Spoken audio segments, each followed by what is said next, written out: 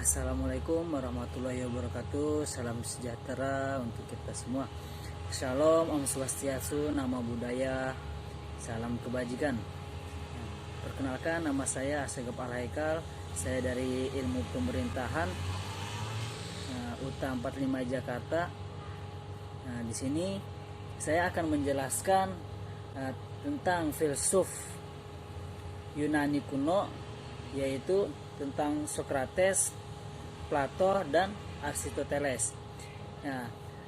Jadi Socrates adalah seorang filsuf dengan coraknya sendiri.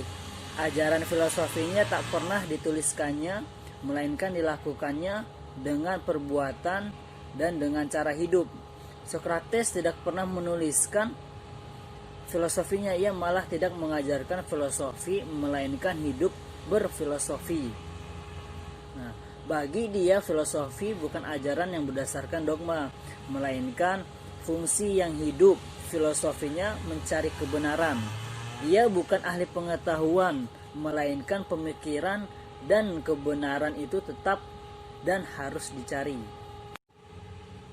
Tujuan filosofi Socrates ialah mencari kebenaran yang berlaku untuk selama-lamanya.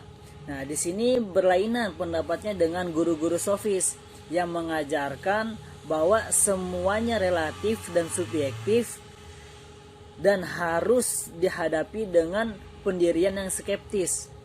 Socrates berpendapat bahwa dalam mencari kebenaran itu ia tidak memikir sendiri, melainkan setiap kali berdua dengan orang lain dengan jalan tanya jawab, orang yang kedua itu tidak dipandangnya sebagai lawannya, melainkan sebagai kawan yang diajak bersama-sama mencari kebenaran. Kebenaran harus lahir dari jiwa kawan. Bercakap itu sendiri. Ia tidak mengajarkan melainkan menolong mengeluarkan apa yang tersimpan di dalam jiwa. Sebab itu metodenya disebut maeutik. Socrates mencari kebenaran yang tetap dengan tanya jawab sana dan sini, yang kemudian dibulatkan dengan pengertian. Maka jalanlah yang ditempuhnya ialah metode induksi dan definisi. Kedua-duanya itu bersangkut paut. Induksi yang menjadi metode Socrates ialah memperbandingkan secara kritis. Ia tidak berusaha mencapai dengan contoh dan persamaan, dan diuji pula dengan saksi dan lawan saksi. Selanjutnya saya akan menjelaskan tentang Plato, yang mana filsuf Yunani. Plato lahir sekitar 427 Masehi, meninggal 347 Masehi. Dia seorang filsuf dan matematikawan Yunani. Secara spesifik dari Athena, dilihat dari perspektif sejarah filsafat, dia digolongkan sebagai filsuf Yunani kuno, dan ia adalah penulis filosofikal dialogis dan pendiri dari Akademi Platonik di Athena, sekolah tinggi tingkat pertama di dunia barat di kala waktu itu. Plato juga diyakini sebagai seorang filsuf yang berperan besar dalam perkembangan filsafat Yunani kuno dan filsafat barat secara umum. Sumbangsi yang besar juga diberikan oleh guru Plato, yakni Socrates, dan murid Plato, yakni Aristoteles. Selain sebagai filsuf, Plato juga dikenal sebagai salah satu peletak dasar agama barat dan spiritualitas. Pemikiran Plato dikembangkan menjadi Neoplatonisme oleh para pemikir seperti Plotinus dan Porphyry, dan Neoplatonisme memberikan pengaruh besar bagi perkembangan Kristianitas, terutama mengaruhi pemikiran para bapak gereja seperti Augustinus, filsuf Alfred North Whitehead. Bahkan mengekspresiasi Plato dengan mengatakan karakterisasi umum yang paling aman dari tradisi filosofis Eropa adalah bahwa tradisi ini terdiri dari serangkaian catatan kaki untuk Plato.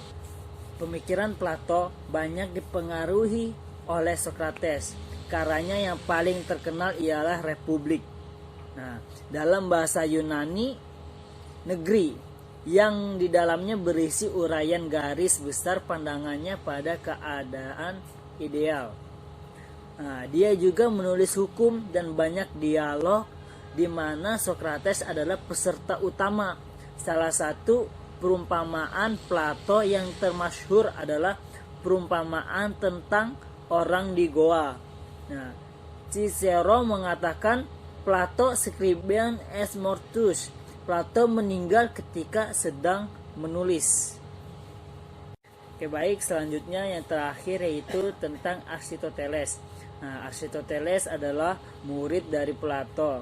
Nah, yang mana filsafat Aristoteles berkembang pada waktu ia memimpin Lyceum yang mencakup 6 karya tulisannya yang membahas masalah logika, yang dianggap sebagai karya-karyanya yang paling penting selain kontribusinya di bidang metafisika, fisika, etika, politik, kedokteran, dan ilmu alam.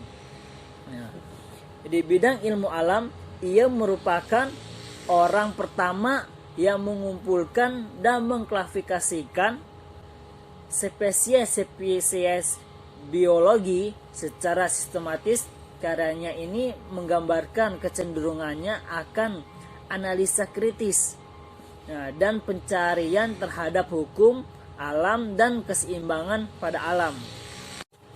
Nah, Plato menyatakan teori tentang bentuk-bentuk ideal benda, sedangkan Aristoteles menjelaskan bahwa materi tidak mungkin tanpa bentuk karena ia ada eksis. Nah, selanjutnya ia menyatakan bahwa bentuk materi yang sempurna, murni atau bentuk akhir adalah apa yang dinyatakannya sebagai theos, yaitu yang dalam pengertian bahasa Yunani sekarang dianggap berarti Tuhan.